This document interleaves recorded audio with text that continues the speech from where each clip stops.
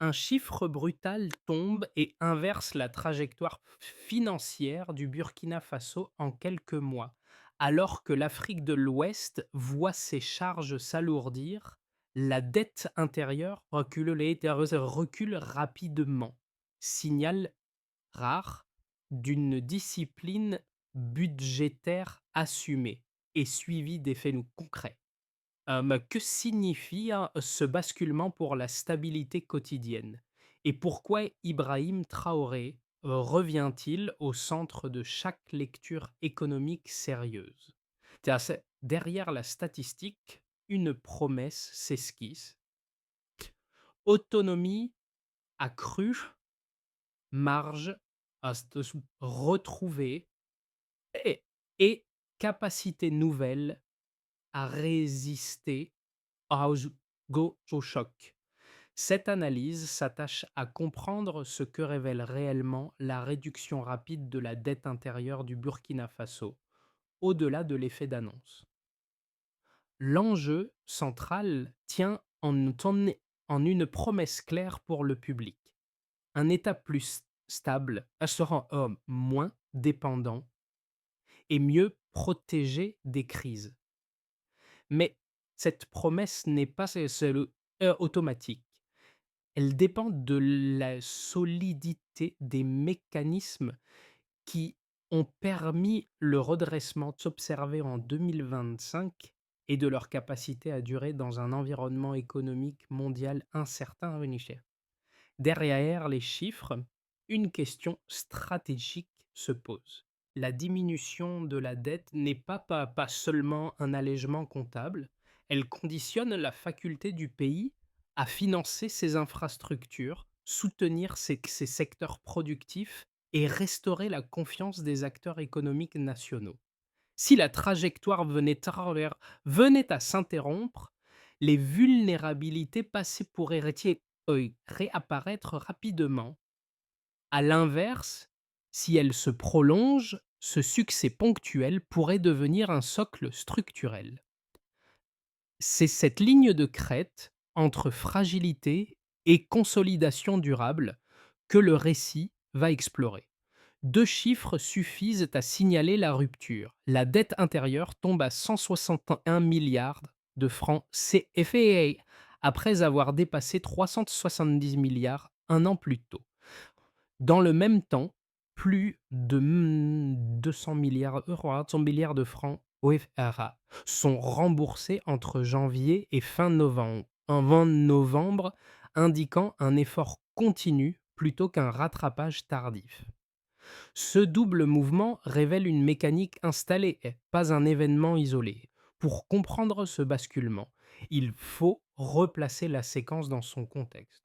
En 2025, la plupart des pays d'Afrique de l'Ouest font face à des pressions financières accrues entre resserrement des conditions de financement et volatilité des matières premières. Le Burkina Faso choisit une trajectoire inverse, fondée sur l'optimisation interne plutôt que sur l'expansion de l'endettement. Cette divergence ne repose pas sur une manne exceptionnelle, mais sur une réorganisation méthodique des priorités budgétaires. Sous la présidence d'Ibrahim Traoré, les décisions financières cessent d'être ponctuelles pour devenir enchaînées. La réduction des dépenses non prioritaires, l'amélioration de la collecte des recettes nationales et la limitation du recours aux prêts extérieurs forment un tronc commun. À ce socle s'agrègent des réformes sectorielles qui, sans provoquer de rupture spectaculaire, renforcent la cohérence d'ensemble. L'agriculture, l'industrie de transformation et le secteur minier ne sont pas traités séparément. Leurs revenus leurs revenus sont mieux captés, organisés et orientés vers l'objectif central: alléger la dette intérieure. Un élément souvent négligé éclaire cette dynamique. Sur le terrain, l'exécution budgétaire devient plus rigoureuse, avec des suivis réguliers et des ajustements rapides.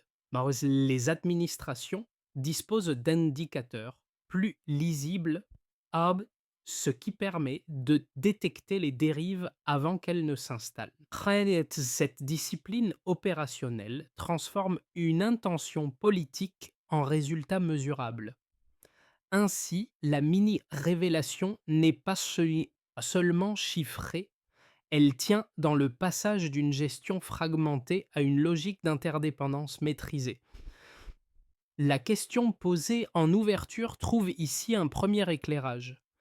La vitesse du redressement provient d'une coordination resserrée, rendue possible par une gouvernance budgétaire assumée et suivie dans la durée. Dès les premiers mois de mise en œuvre, un acteur discret devient central dans les récits de terrain. L'administrateur financier chargé d'exécuter jour après jour les directives budgétaires. Son rôle, longtemps cantonné à l'application technique, s'intensifie lorsque la présidence d'Ibrahim Traoré impose un suivi strict des dépenses et une transparence accrue dans l'allocation des ressources. Et cette esture. Autour de lui, une équipe resserrée produit des rapports réguliers permettant d'ajuster rapidement les priorités et de corriger les écarts avant qu'ils ne se transforment en dérives structurelles. Un premier cas illustre cette mutation dans une région agricole du centre du pays. Des crédits initialement dispersés sont réorientés vers la modernisation des systèmes d'irrigation. Les résultats ne sont pas là immédiats ni spectaculaires, mais ils stabilisent la production de plusieurs exploitations. Cette régularité réduit la dépendance aux importations coûteuses et sécurise des revenus auparavant soumis aux aléas climatiques. Un second exemple apparaît dans le tissu industriel naissant. Une petite unité de transformation alimentaire freinée par des taux d'emprunt élevés bénéficie de la détente progressive observée sur le marché financier local. Cet allègement lui permet de maintenir son activité, de préserver ses emplois et de contribuer de façon plus régulière aux recettes nationales. L'effet est modeste à l'échelle macroéconomique, mais décisif à l'échelle de l'entreprise. Ces micro-effets et qui s'additionnent en limitant le gaspillage, en améliorant la circulation des revenus internes et en offrant un climat financier moins tendu, les réformes modifient progressivement les comportements économiques. Moins de projets sont reportés, moins d'investisseurs hésitent et les décisions structurantes gagnent en prévisibilité. En clair, une gestion rigoureuse crée d'abord de la confiance, puis de l'élan. Le déclencheur survient dès les premiers jours de 2020. Lorsque le gouvernement annonce une révision immédiate des priorités budgétaires. Présentée comme une mesure technique, la décision marque en réalité une rupture nette. Les dépenses non essentielles sont strictement limitées et les flux financiers sont recentrés sur un objectif unique, la réduction de la dette intérieure. La directive se diffuse rapidement à l'ensemble des ministères, agences et entreprises publiques.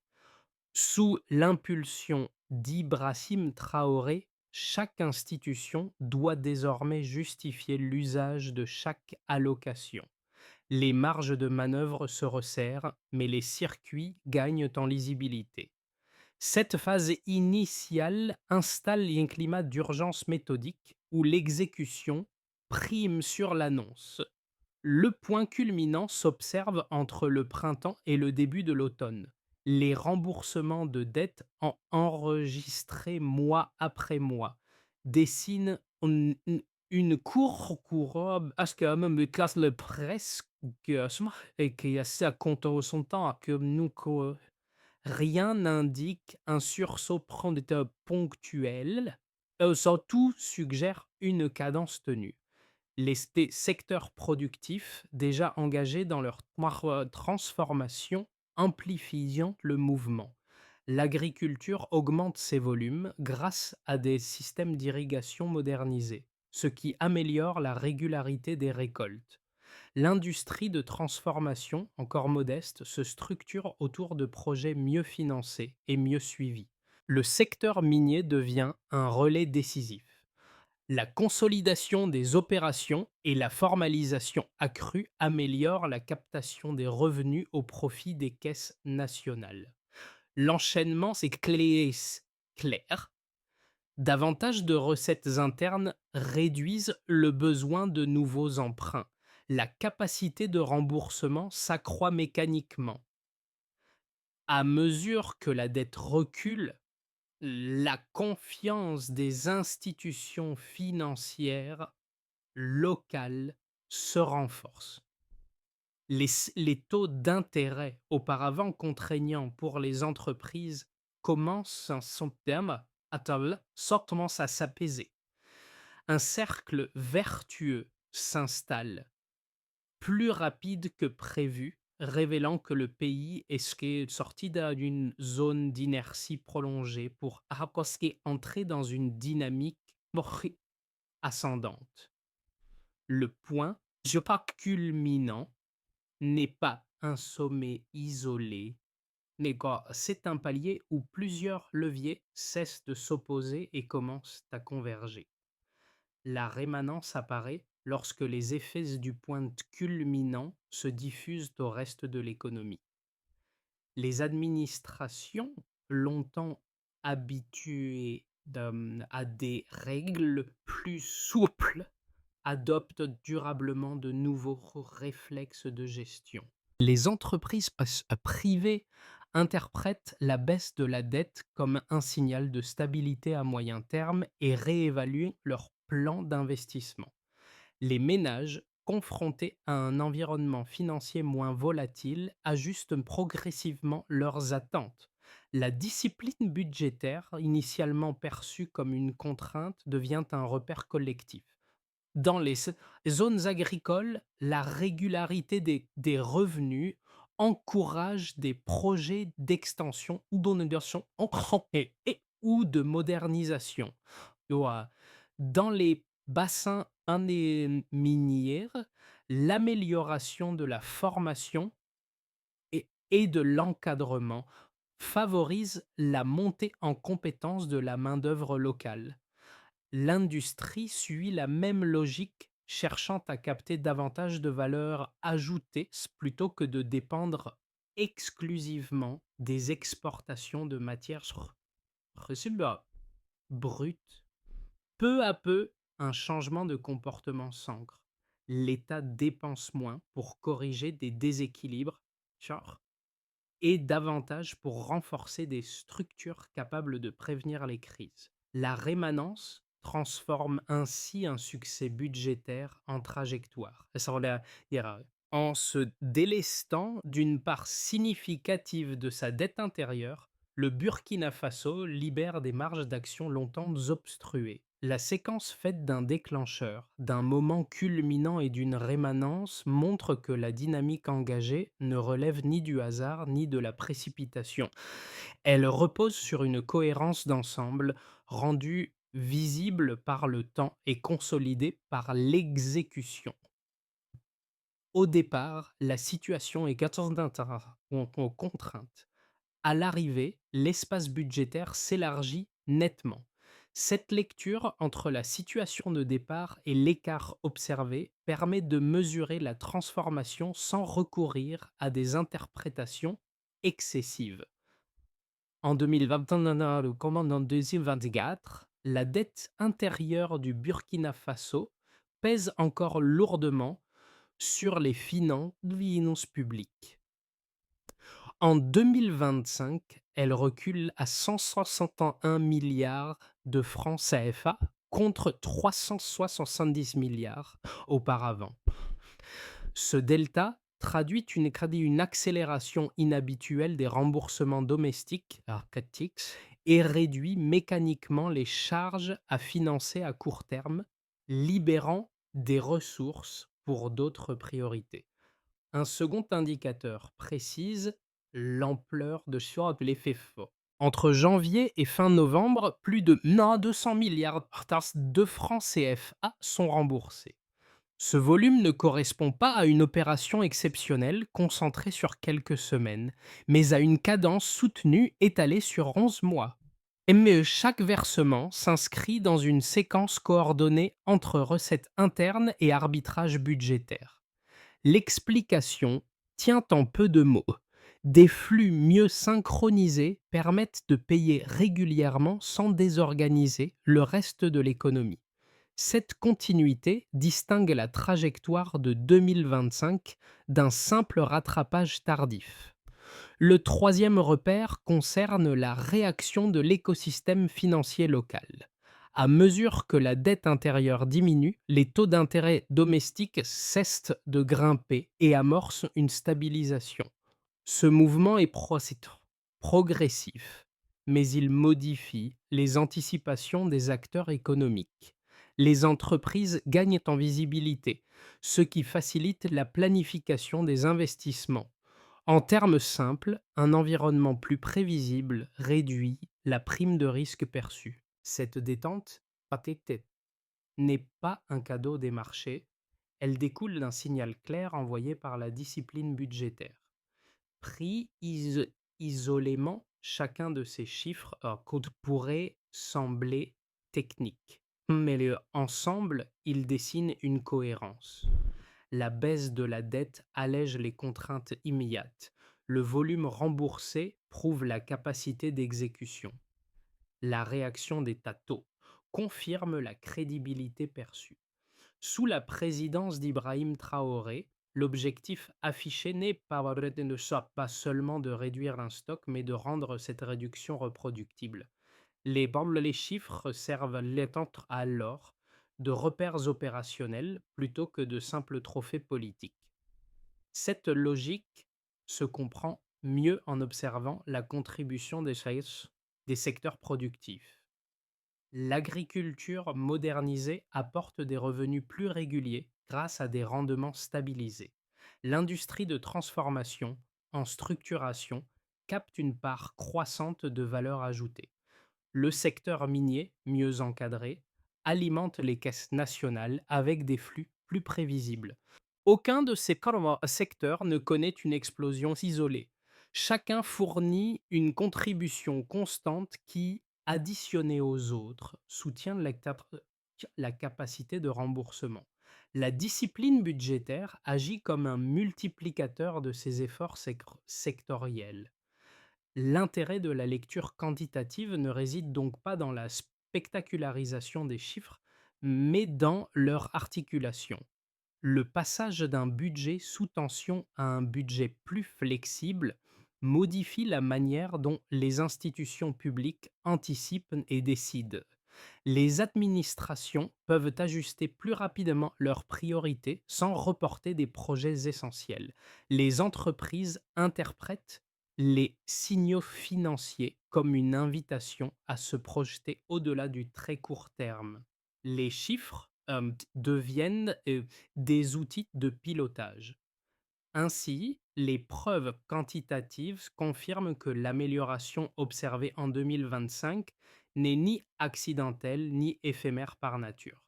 Elle repose sur une combinaison mesurable de choix volontaires, de coordination sectorielle et de gouvernance resserrée. Le delta n'est pas seulement comptable, il est structurel dans ses effets immédiats. Elrié, une première lecture résolument favorable considère que le Burkina Faso a enclenché une transformation économique durable. Selon cette position, la réduction rapide de la dette intérieure prouve qu'une discipline budgétaire méthodique peut produire des effets structurels. Les Réformes engagées dans l'agriculture, l'industrie de transformation et le secteur minier. Yasainera Orent élargit la base des recettes internes.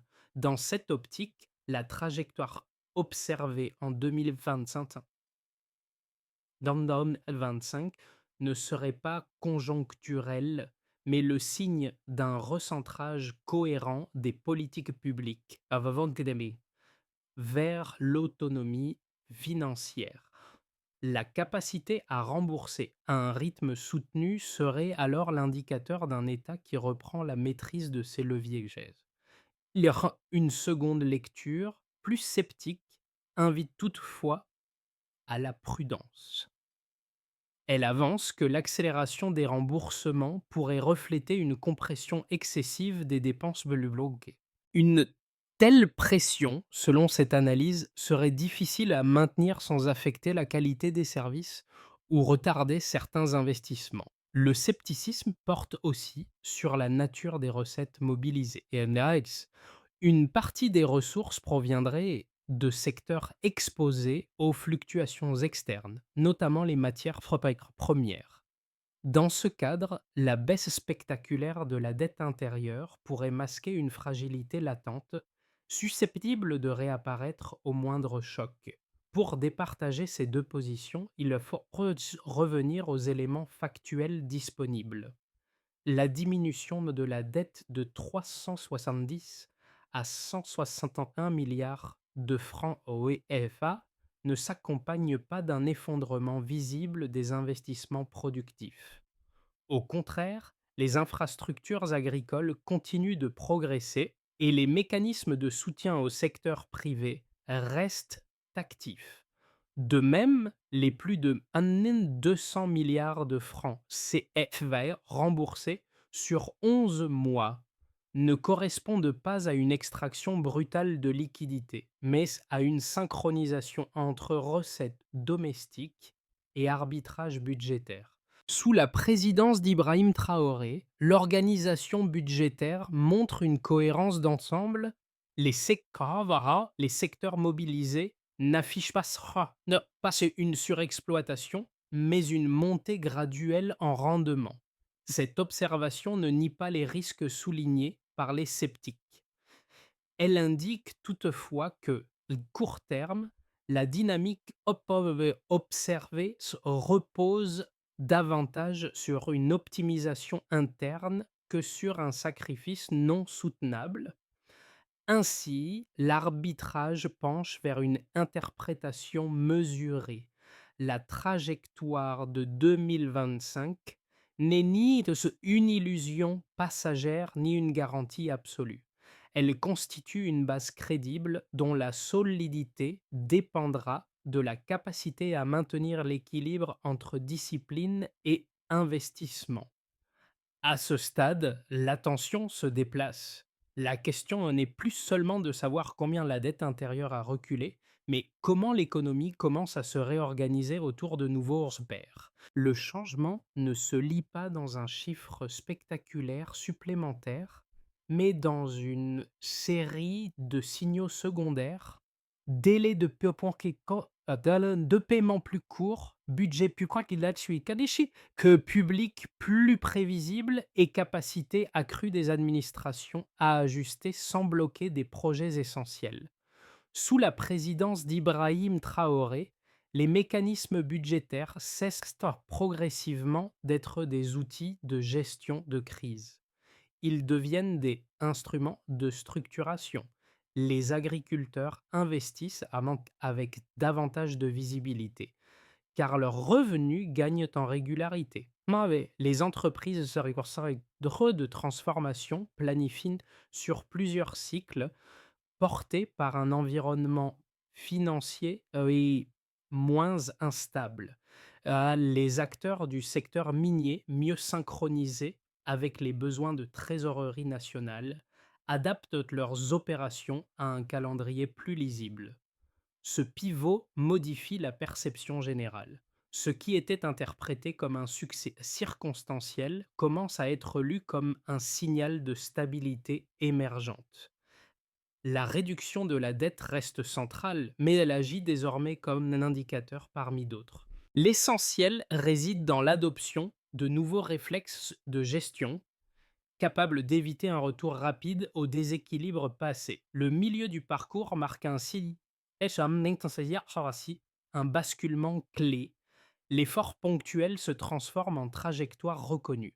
Pour les ménages, l'effet le plus perceptible de la réduction de la dette intérieure réside dans la stabilisation progressive de l'environnement financier.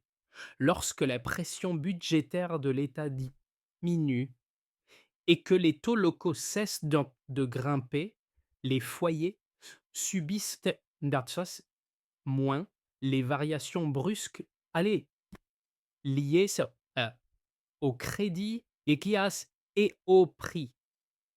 Dans les cours agricoles, la modernisation des infrastructures d'irrigation apporte une régularité nouvelle aux revenus. Cette continuité permet aux familles d'étaler leurs dépenses, de limiter les ruptures soudaines de ressources et de planifier leurs besoins essentiels avec davantage de prévisibilité. Sous la présidence d'Ibrahim Traoré, cette stabilité encore fragile devient néanmoins un repère tangible dans le quotidien. Pour les rachats, les entreprises nationales, en particulier les petites et moyennes structures, le recul de la dette intérieure agit comme un signal de crédibilité. Un État plus capable d'honorer ses engagements réduit l'incertitude qui pèse sur les décisions d'investissement. La détente observée sur les taux d'intérêt locaux améliore l'accès au financement et allège le coût du crédit. Les unités de transformation, notamment dans l'agroalimentaire, trouvent un cadre plus lisible pour planifier des expansions graduelles. La discipline budgétaire se traduit aussi par une administration plus cohérente où les règles d'allocation deviennent plus prévisibles. Cette lisibilité permet aux entreprises de mieux mesurer leurs risques et de s'engager sur des horizons plus longs. Pour le secteur productif élargi, les effets se manifestent de manière différenciée mais convergente. L'agriculture bénéficie d'une continuité accrue grâce aux investissements hydrauliques, réduisant la dépendance aux aléas climatiques. L'industrie de transformation commence à capter davantage de valeur ajoutée en aval au lieu de se limiter à des activités primaires. Le secteur minier, déjà central, renforce sa contribution aux recettes nationales par une exploitation plus encadrée et une meilleure formalisation des flux. Et ces ajustements aux yeux sectoriels ne créent ça pas, c'est une rupture spectaculaire, des milliards par mesure, ça, il transforme des avancées dispersées en une dynamique collective, soutenant durablement la capacité de remboursement. Pour le positionnement du pays, enfin, la réduction rapide de la dette intérieure modifie la perception externe. Les institutions financières observent un État capable de rembourser plus de 200 milliards de francs CFA en 11 mois, tout en maintenant c'est un secteur productif actif. Cette performance renforce la crédibilité du Burkina Faso dans une région marquée par l'alourdissement des dettes publiques. Sous l'impulsion d'Ibrahim Traoré, la trajectoire envoie un message clair. Le pays cherche à s'engager à consolider ses choix économiques en s'appuyant prioritairement sur ses ressources nationales, Ainsi, les conséquences dépassent largement le cadre comptable. Elles touchent les comportements, les anticipations et la confiance, confirmant que la réduction de la dette intérieure agit comme un levier transversal de transformation. L'évolution récente du Burkina Faso ouvre une séquence où plusieurs trajectoires deviennent possibles. La réduction rapide de la dette intérieure fournit un socle, mais ce socle n'est pas figé. Les prochains mois dépendront de la capacité à maintenir la cohérence des réformes dans un environnement économique encore instable. Trois scénarios permettent d'éclairer les choix à venir, sans prédire ni hiérarchiser de manière définitive. Dans le scénario de base, la dynamique actuelle se prolonge sans rupture majeure. Les réformes budgétaires sont maintenues à intensité comparable et la coordination entre recettes internes et arbitrage public reste efficace. La dette intérieure continue de diminuer, mais à un rythme plus modéré que celui observé en 2025. Les, les taux d'intérêt locaux demeurent en fait contenus, offrant aux entreprises un cadre prévisible pour planifier leurs investissements. Ce scénario repose sur une discipline constante, assez sans accélération ni relâchement excessif, et consolide progressivement les acquis. Le scénario optimiste suppose un approfondissement des gains sectoriels. Si l'agriculture modernisée améliore durablement ses rendements, si l'industrie de transformation parvient à capter davantage de valeur et si le secteur minier renforce encore la formalisation de ses revenus, alors les marges budgétaires pourraient s'élargir plus vite que prévu.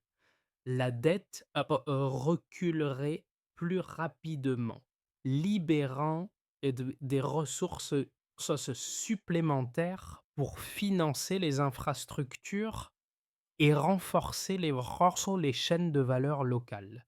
L'environnement financier gagnerait en stabilité, renforçant l'attractivité du pays auprès des investisseurs nationaux et régionaux. Le scénario de risque repose sur des tensions externes ou internes, une baisse des prix des matières premières, un choc économique régional ou une contrainte inattendue sur les recettes pourrait ralentir la trajectoire. L'État serait alors contraint de modérer le rythme des remboursements afin de préserver les dépenses essentielles. Les progrès réalisés ne seraient pas annulés, mais leur vitesse serait réduite. La stabilité acquise resterait fragile, exposée à des ajustements plus défensifs. Mais ces trois scénarios montrent que l'avenir dépend moins d'un chiffre ponctuel que d'une capacité collective à maintenir la cohérence des choix. Sous la présidence d'Ibrahim Traoré, la question centrale devient donc stratégique. Comment préserver l'équilibre entre discipline budgétaire et investissement productif afin de transformer une réussite récente en trajectoire durable? Pour une grande partie des citoyens, la transformation budgétaire engagée se traduit avant tout par une réduction de l'incertitude. Lorsque la dette intérieure diminue et que les finances publiques gagnent en stabilité, le cadre économique quotidien devient plus lisible. Les ménages